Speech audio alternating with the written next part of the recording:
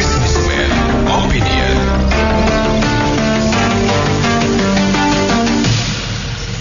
Mitra bisnis, mantan Gubernur Papua Lukas NMB divonis 8 tahun penjara dan denda 500 juta setelah terbukti melakukan korupsi dan menerima gratifikasi. Vonis itu jauh lebih ringan dari tuntutan jaksa yang 10 tahun penjara dan denda 1 miliar. Menurut majelis hakim, hal yang meringankan putusan adalah Lukas belum pernah dihukum dan bersedia mengikuti sidang di pengadilan walaupun sakit. Apa komentar Anda mengenai vonis hukuman Lukas NMB yang diklaim jaksa merugikan negara lebih dari 46 miliar rupiah ini? Silakan di 633-9160 atau WhatsApp call di 0824-924-924. Kalau saya bingungnya gini ya, kalau di Indonesia ya, kalau di Korea Utara Kim Jong Un gitu ya, China itu kan kekuasaan presiden itu sangat kuat ya. Jadi kalau di sini kan susah juga, walaupun Pak Jokowi, saya akui ya, Pak Jokowi itu salah satu presiden yang selain prestasinya bagus ya, di dunia juga, bangun infrastruktur bagus dan juga orangnya nggak korupsi.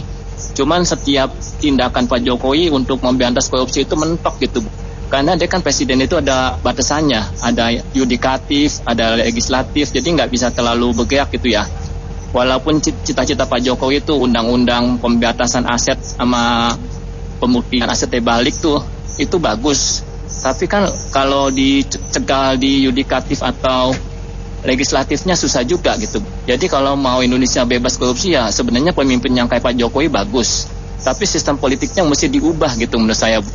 Presiden harus punya kekuasaan yang lebih besar gitu kalau bisa. Jadi bisa kalau masalah-masalah kayak gini bisa ngatasinya langsung cepet gitu. Jadi nggak bisa dicegal-cegal. Ya mudah-mudahan aja nanti kalau Pak Mahfud dan Pak Ganjar bisa kepilih jadi presiden di Indonesia gitu. Saya sih harapan besar sama beliau berdua ya. Karena Pak Mahfud itu orangnya berani ya. Terus udah gitu kalau bisa nanti saya harapannya gini. Kalau Pak Mahfud Pak Ganjar jadi presiden, itu tolonglah undang-undang pemberantasan penciptaan pembuktian aset balik, penyitaan aset kalau korupsi, serta undang-undang uang kaitan itu cepatnya diselesaikan gitu.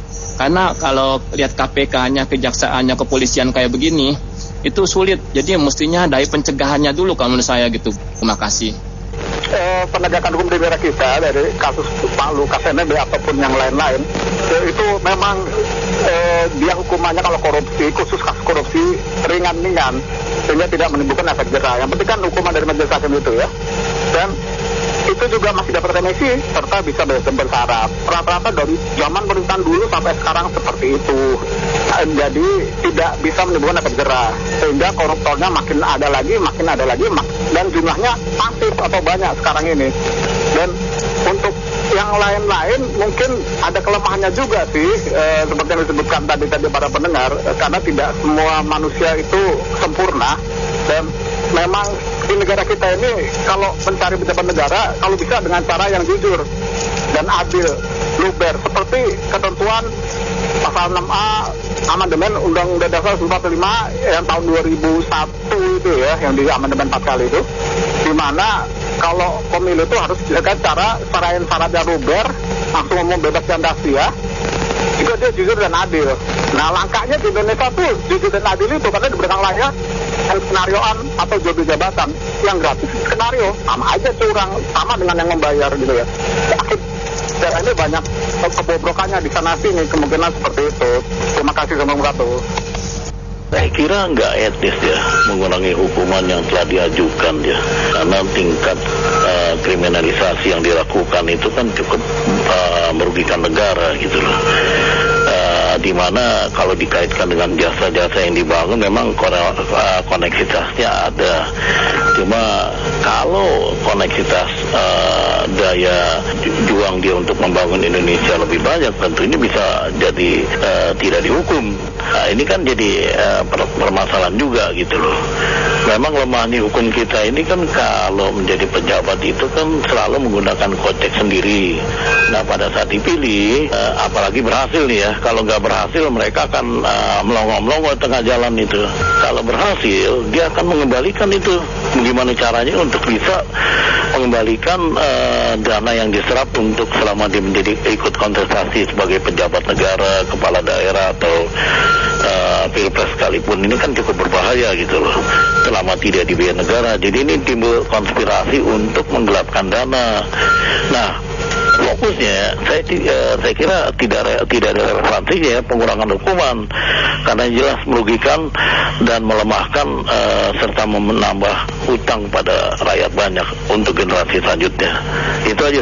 Ya, saya pikir sebagai masyarakat, terutama buat teman-teman ASN yang masih muda, berintegritas, dan akan menjadi pemimpin bangsa ya, teman-teman ASN yang di bawah usia 30 itu harus menjadi lebih agresif lagi untuk mendokumentasikan kalau misalnya kepala dinasnya, wali kota, bupatinya itu melakukan pelanggaran hukum, baik itu korupsi, seks, bullying, ataupun pelanggaran hukum lainnya, baik itu yang delik aduan maupun yang bukan delik aduan. Sehingga seperti Pak Lukas NMB atau kepala daerah yang lain, ketika Anda sebagai ASN di bawahnya itu merasa diperas atau merasa diperlakukan APBN yang tidak benar, jadi dokumentasi foto, suara-suara di rapat, kemudian dokumentasi digital direkamkan semua, laporkan ke KPK atau laporkan ke Polres atau laporkan ke inspektorat institusi Anda.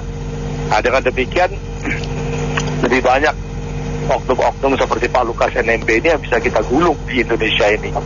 Jadi kalau kepala daerah tingkat 2 itu ada 300-an orang, kan bagus kalau 100 diantaranya yang memang melanggar hukum ya, yang bukan hoax gitu. Jadi pelapornya bisa anonymous, tapi fakta laporannya jangan fitnah, harus laporan yang berdasarkan fakta. Itu kalau setiap bulan bisa kita gulung 12-15 bupati atau wali kota, kan Indonesia akan menuju kepada penggunaan anggaran APBN yang sesuai dengan apa yang direncanakan Bappenas atau Bapeda. Karena seperti BPK KPK bilang, korupsi kepala daerah itu tidak jauh-jauh dari mutasi, rotasi, kemudian promosi, kemudian pengadaan dan perizinan gitu. Nah, mari ASN juga laporkan wali kota dan bupati Anda dan gubernur Anda, kumpulkan foto, dokumentasi suara, minutes meeting, dan juga semua digital, rekam jejak digital, laporkan ke KPK. Terima kasih. Kalau saya ikutin perkembangan ya bukan Pak Lukas saja, yang lain-lain juga ya.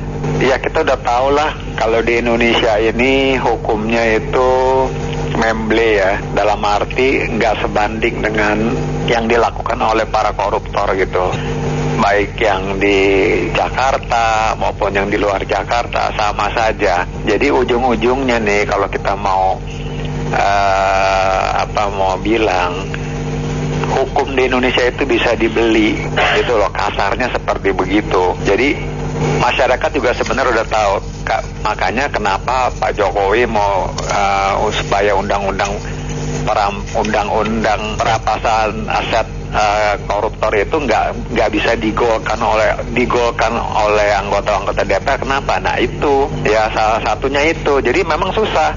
Jadi kalau memang mau benar-benar dilakukan, waduh, saya pikir nih mungkin Menteri PU harus bikin penjara dulu yang banyak ya. Mungkin di setiap wilayah Indonesia harus dibangun penjara paling tidak mungkin ada 3 atau 4 atau 5 gitu, supaya rasakan dulu nih jerahnya begitu. Nah itu baru. Kalau enggak mah nggak bisa lah. Dia belum lagi kalau kita ada lihat kasus-kasus lainnya, apalagi yang sekarang nih kasus lagi hangat nih, Jessica sama Mirna itu kan, yang gara-gara Netflix itu. Waduh, itu orang komen-komen tuh dari bukti hukumnya nggak jelas, nggak ada silnya, nggak ada aturan yang seharusnya. Jadi kalau apalagi si Mirnanya juga asuransi jiwa sampai 60 miliar, saya bilang ini kalau saya bilang yang tahu memang hanya Tuhan sama yang bersangkutan ya. Jadi tapi saya percaya Tuhan itu maha adil. Ya dia bolehlah lakukan pembelian, artinya mungkin hukum itu dibeli, jaksa dibeli, hakim dibeli, polisi bahkan disogok dibeli juga, bahkan mungkin dokter otopsinya juga dibeli ya. Tapi ingat, Tuhan tuh adil. Suatu saat itu pasti akan kena. Terima kasih. Di sana gunung, di sini gunung, di tengah-tengah bunga melati. Saya bingung, Pak Beni bingung. Kenapa kenapa koruptor tak dihukum mati? Iya, jadi setuju nih sama penelpon yang sebelumnya ya. Kita ngomongin begini kayaknya orang kan nggak kapok-kapok, nggak ada efek jerahnya gitu. Terus lagi tengah-tengah kita kontestasi begini kan, kekuasaan itu membabukkan, kekuasaan itu candu. Ya sudah hampir 70 tahun lebih Republik berdiri, makin kemari tidak dipertontonkan sosok negarawan gitu loh. Ya, jadi negara yang kaya ini selalu tidak muncul para pemimpin yang ya berdedikasi lah begitu ya. Ya kita juga nggak tahu, jadi kita mungkin langsung aja premisnya kita katakan berkuasa untuk mencari kekayaan, untuk kesenangan. Ya akhirnya seperti yang tadi sudah saya sampaikan di pantun, udah nggak bakalan kapok kalau nggak ada hukum matinya itu kayak di Cina, iya kan? Siapa tuh yang satu anak muda yang belajar ke Cina kan, dia mengajak langit untuk menjaring koruptor. Ya udahlah, nggak ada ampunnya. Ya dari hukuman berapa bisa diskon, nanti gerasi lagi, apalagi kelakuan baik. Nah, sekarang orang anak muda aja begini, dia kerja begitu lulus UMR, dan dia cari kekuasaan, korupsi 10M, kerja 20 tahun belum tentu dapat 20M 10M begitu. Jadi ini ya nggak tahu deh, dipertontonkan terus aja begitu. Lalu kita semua sepakat udah hukum mati, nggak ada ampun.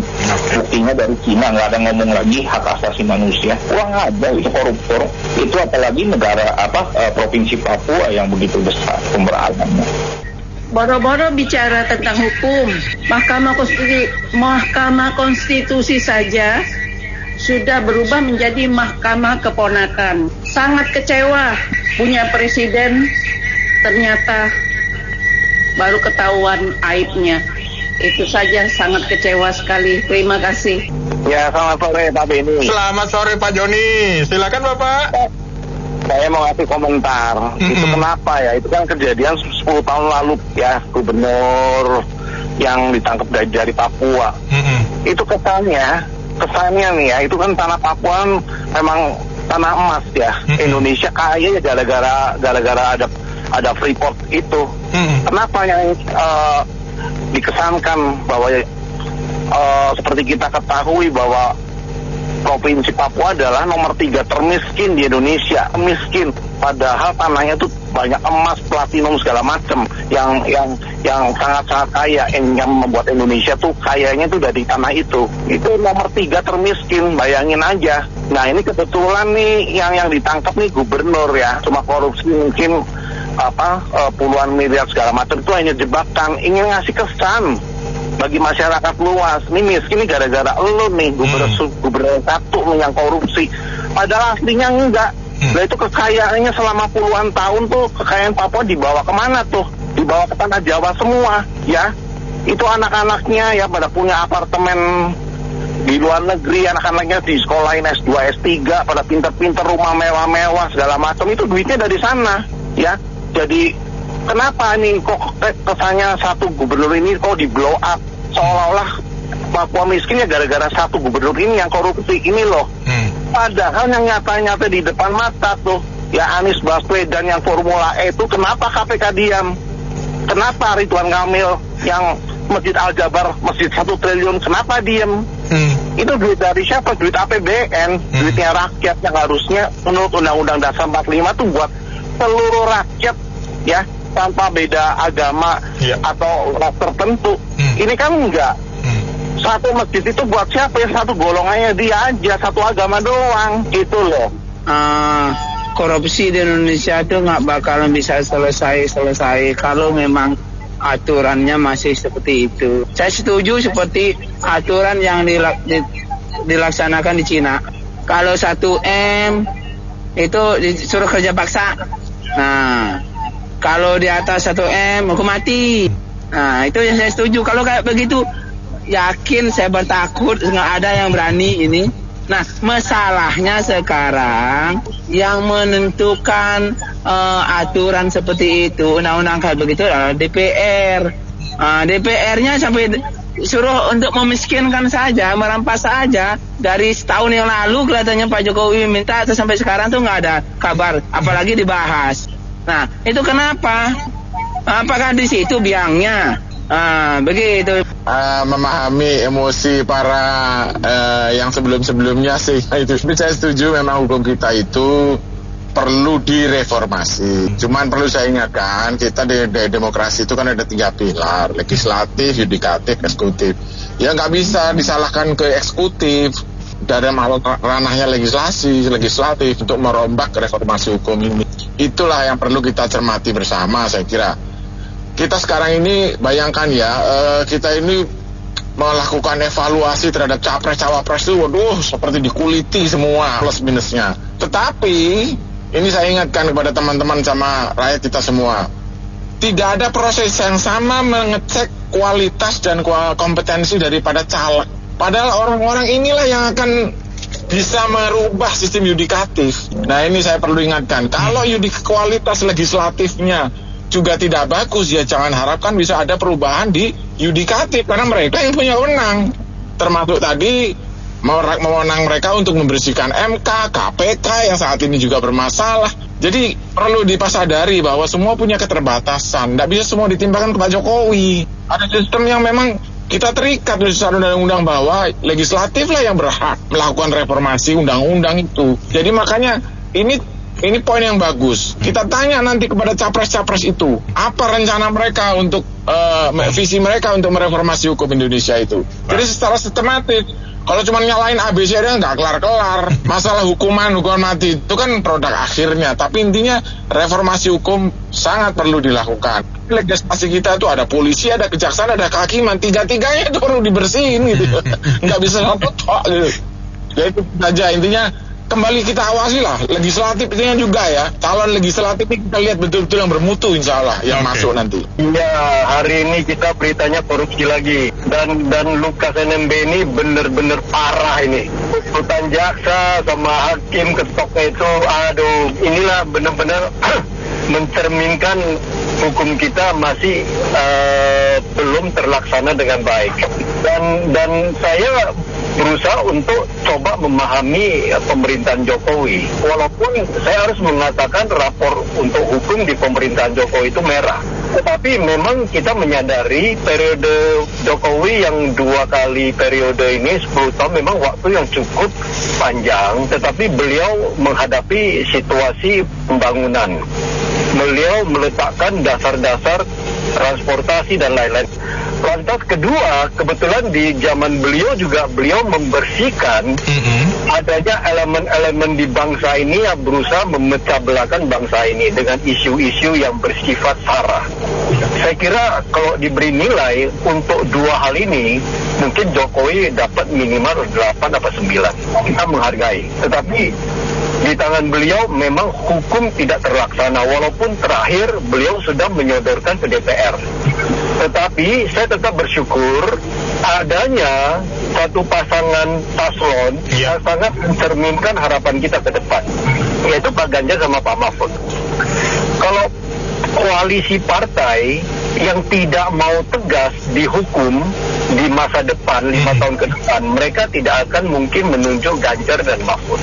Jadi saya pikir kita punya pengharapan. Kita masih ada harapan untuk perbaikan hukum ke depan.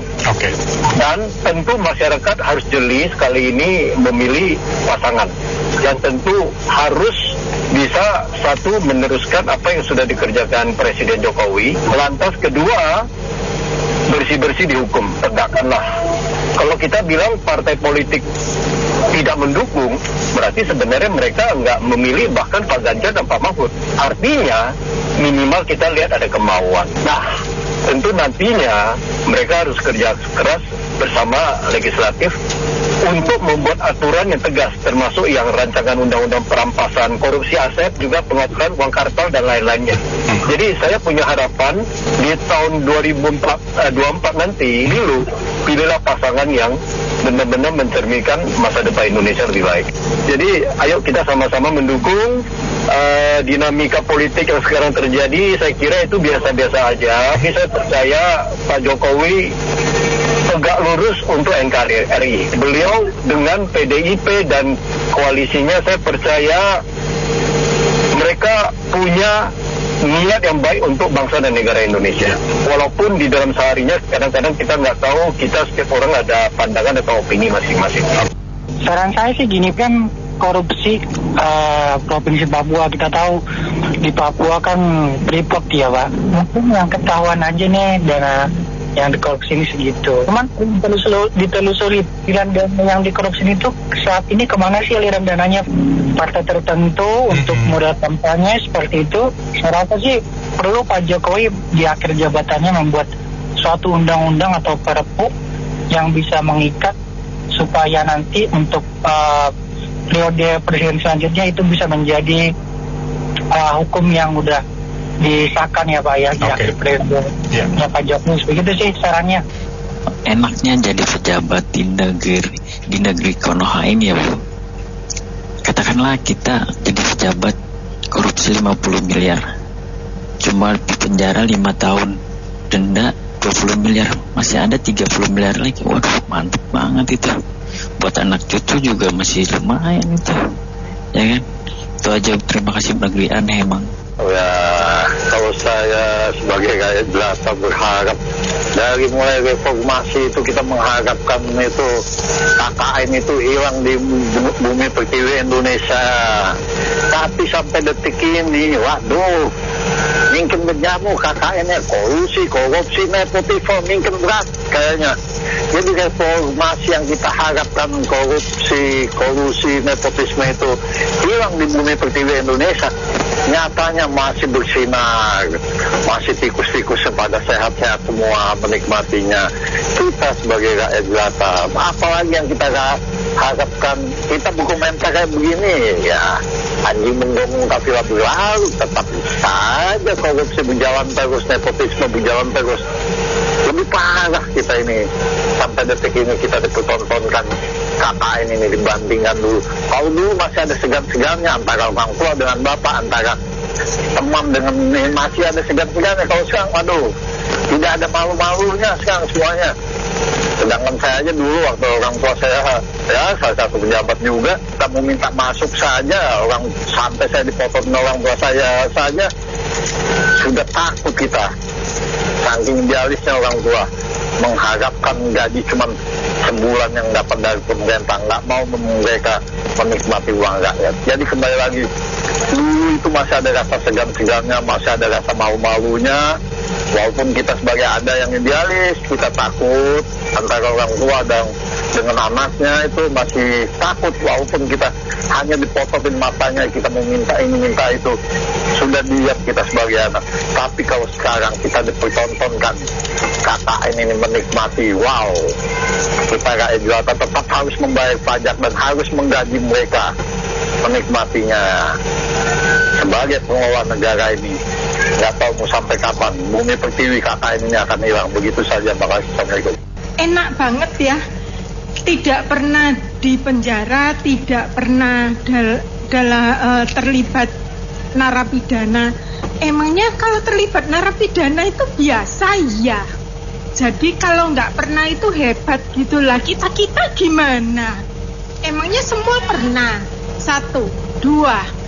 Kalau KPK ini pemimpinnya bisa disuap oleh Mentan, apa nggak bisa disuap oleh Lukas?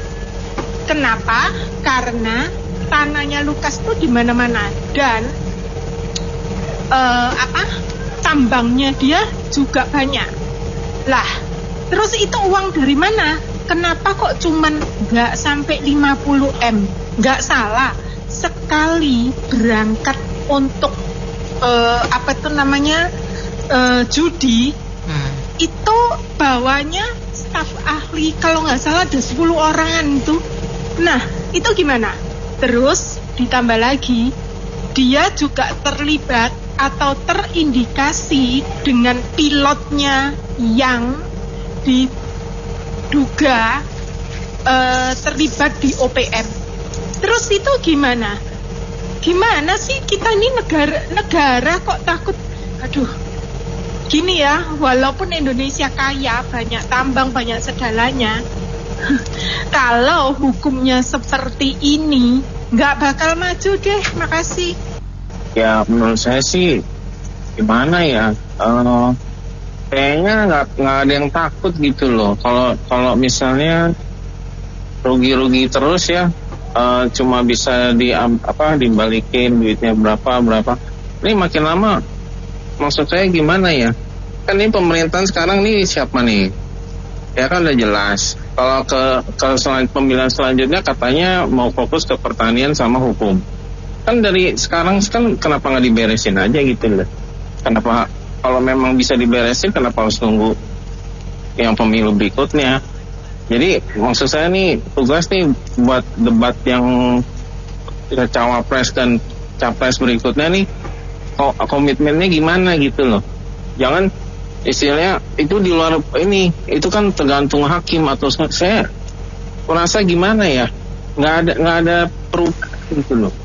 Jadi untuk selanjutnya mudah-mudahan ada yang bisa kasih komitmen lebih lah, gitu aja. Terima kasih. Sama hukumnya tidak tegas dan jelas, yang mau masuk pejabat di negara ini semua ada berminat korupsi, tidak takut karena tidak ada hukuman mati, tidak ada hukuman disita, dimiskinkan.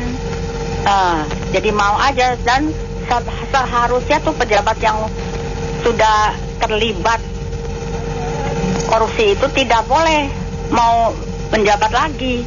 Mesti yang murni, berjiwa Pancasila, nasionalisme, menjunjung tinggi negara ini, memajukan bangsa dan negara, melihat itu rakyatnya supaya pintar, supaya cerdas, supaya tidak dibohong-bohongin sama negara luar. Negara ini kaya raya, pada diincarin sama orang luar itu. Ada itu aja, Bu. Baik, terima kasih. Dan semua mitra bisnis yang sudah bergabung dalam Businessman Opinion, saya Anita Wijaya.